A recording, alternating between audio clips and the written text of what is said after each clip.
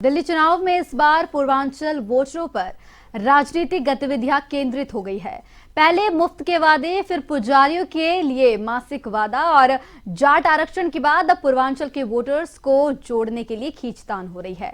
दिल्ली में उठ रहे पूर्वांचल वोटर के मुद्दे पर पूर्वांचल के लोगों के लिए मंत्रालय बनाने के दावे के सिलसिले में हमारी संवाददाता सौम्या मिश्रा ने प्रणव झा से खास बातचीत की। हमारे साथ खास बातचीत के लिए प्रणव झा मौजूद हैं। सर, आज पूर्वांचलियों का मुद्दा आप लोगों ने उठाया, क्या दिक्कतें हैं? क्योंकि आम आदमी पार्टी का कहना है कि उन्होंने सभी समस्याओं पर काम किया है। मुझे जो लगता है कि 10 साल में जो इस राज्य में हुआ है, एक जो बेहतरीन काम हुआ मुख्यमंत्री ने अपने लिए किया, शीश महल बना लिया। दूसरा जो बना वहाँ भवन बना, वो प्रधानमंत्री ने अपने लिए बना लिया। किसी ने जहाज खरीदे, किसी ने गाड़ियां खरीदी। जनता को जो है वो मूंगफलियां दी गई। हर सरकार जब आती है तो कुछ योजनाएं लेके आती है, और जो अगली सरकार है वो अगर लोकप्रिय योजनाएं होती हैं तो फिर आगे उसको चलाया जाता है। आज जो केजरीवाल वोट मांग रहे हैं वो भविष्य की घोषणाओं पर मांग रहे हैं।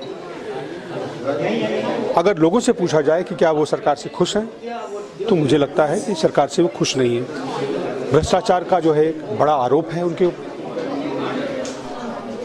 और यहाँ जो जनता है वो कांग्रेस के गुड गवर्नेंस को याद करती है।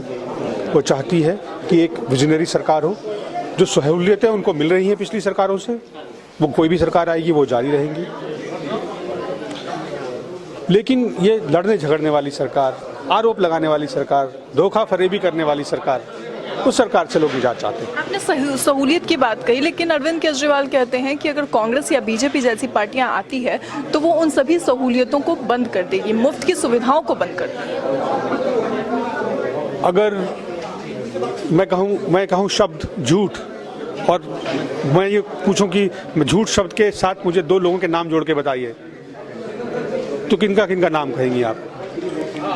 किसी व्यक्तित्व का की अगर परिभाषा झूठ हो तो 2 लोगों का अगर नाम हो भारतीय राजनीति में, तो उसमें एक नाम केजरीवाल जी का होगा। ये वही व्यक्ति हैं जिन्होंने भावभीनी श्रद्धांजलि दी मनमोहन सिंह को, पर वो जीवित थे तो कैसी कैसी बातें की, क्या क्या आरोप लगाए थे पूर्व मंत्रियों पर। उन्होंने हमारे सिटिंग मिनिस्टर के ऊपर सीआईडी इंक्वायरी लगा दी थी। क्यों?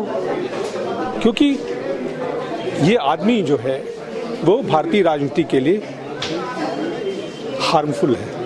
पूर्वांचलियों के लिए मंत्रालय की बात कही गई कि अगर कांग्रेस आती है तो मंत्रालय बनाएगी, तो क्या लगता है कि वो कितना मददगार होगा और क्या उसकी क्यों जरूरत है? इसकी जरूरत इसलिए है जब एक खास वर्ग के लोग उपेक्षित होते हैं, खास समुदाय के लोग उपेक्षित होते हैं। आप देखें कि गवर्नमेंट ऑफ इंडिया में डोनर मिनिस्ट्री है, नॉर्थ ईस्ट के लिए मिनिस्ट्री है,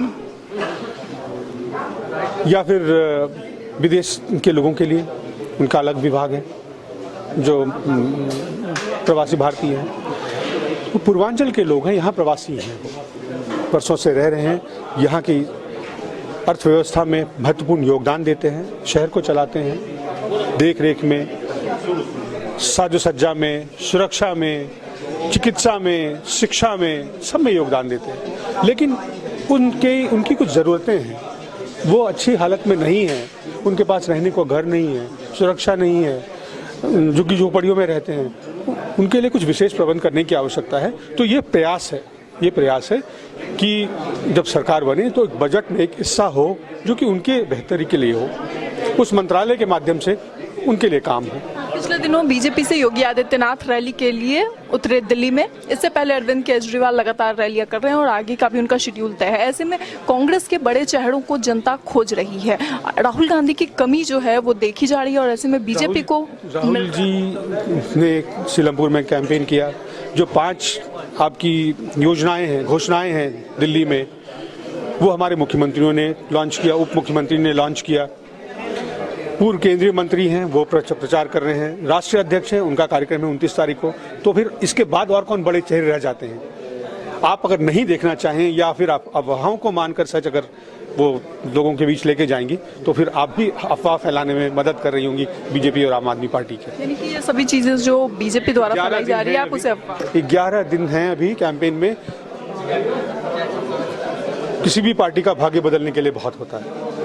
हम मेहनत कर रहे हैं, लोगों के बीच हैं, आप सच्चाई दिखाइए।